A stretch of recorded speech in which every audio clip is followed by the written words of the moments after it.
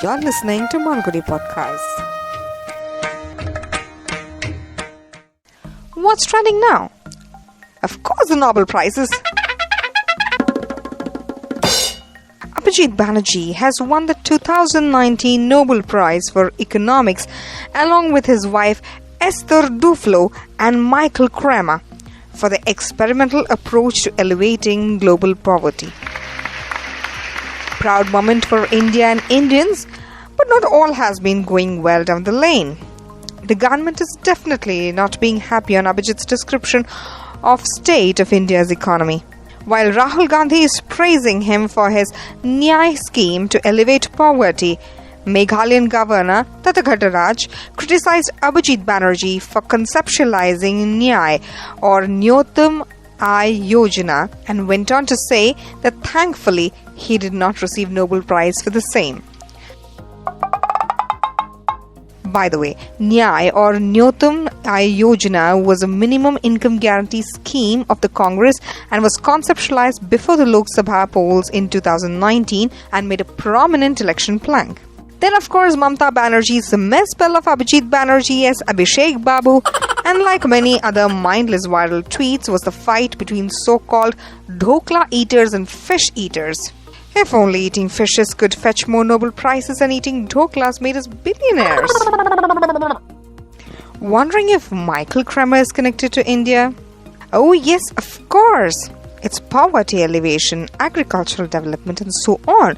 So his Indian connection comes via Precision Agriculture for Development, the non-profit he founded in 2016, when farmers could call a helpline for real-time expert advice on sowing and irrigation decisions and inputs such as seeds, fertilizers and pesticides. Yields rose by 28% for those producing cumin and 8.6% for those growing cotton in Gujarat. Test show. Wow. So Michael Kramer helped the farmers to gain an excess of 7,000 rupees of annual income. Well, what is development economics all about? Development economics is a branch of economics which deals with economic aspects of development process in the low-income countries. It identifies economic problems, causes and their consequences in the developing countries and also tells how to overcome these problems. Development economics not only focuses on economic development, economic growth and structural changes, but also on improving the potential for the mass population through health, education, workplace conditions, etc.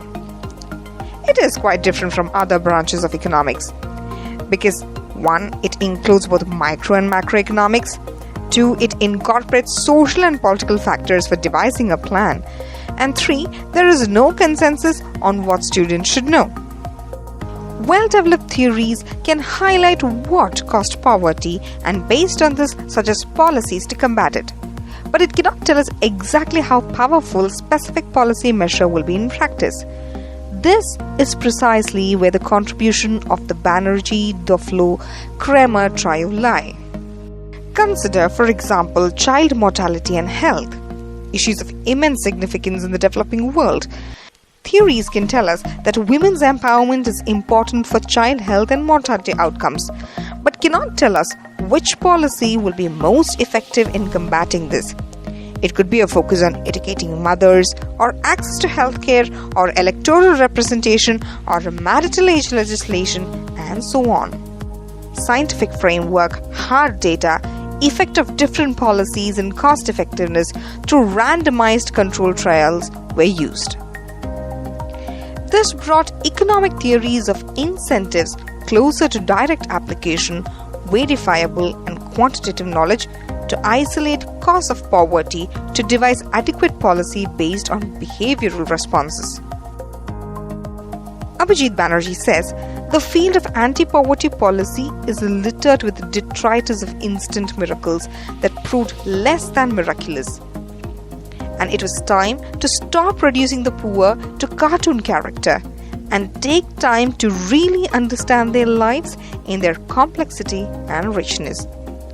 Nutrition is a confusing question or rather problem in developing countries.